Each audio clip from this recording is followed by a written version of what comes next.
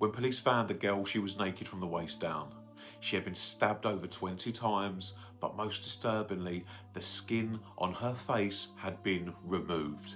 The island of Lapu-Lapu is known for its sun-drenched beaches and the historic bravery of its namesake.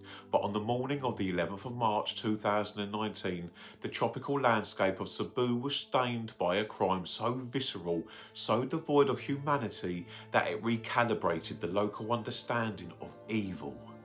Christine Lee Silawan was 16 years old. She worked at the Sacred Heart Parish, a girl whose life revolved around her faith and her family.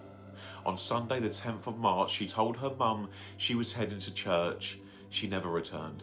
When her body was discovered the following morning in a vacant grassy lot in Barangay Pajak, the responding officers were met with a sight that defied the typical mechanics of homicide.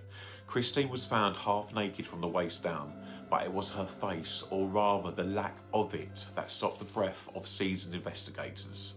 The autopsy reports reveal a level of precision that suggests something far more calculated than a momentary lapse of reason.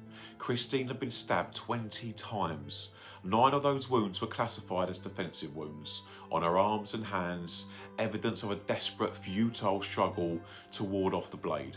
One of the fatal blows pierced her neck, likely severing her windpipe and silencing any screams.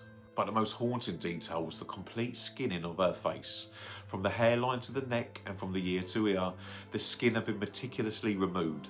The skull was exposed, leaving a literal mask of bone and muscle. There was no skin found at the scene. Furthermore, several internal organs from her neck area, her esophagus, trachea and tongue were missing. The precision of the cuts led early investigators to speculate on the involvement of someone with anatomical knowledge, or perhaps the influence of a ritualistic cult. The sheer depravity of the act suggested a killer who didn't just want to end a life, but to erase her identity. The investigation eventually pivoted from ritualistic theories to the digital world. Authorities tracked Christine's final communications to a 17-year-old boy, a former boyfriend driven by a toxic cocktail of jealousy and obsession. Using CCTV footage and social media logs, they pieced together a narrative of a meeting gone wrong. Later, a primary suspect named Renato Lenis was arrested. Lenis allegedly confessed to the crime, claiming he used a scissors-like tool to perform the macabre surgery on her face, fueled by a drug-induced psychosis and a rejection that he could not stomach. Christine's death didn't just leave a void in a home in Cebu. It sparked a national outcry for the return of the death penalty. It forced the country to look into the abyss of what one human is capable of doing to another under the cover of a quiet Sunday night. She was a girl who went to church to serve her God and met a monster on the walk home.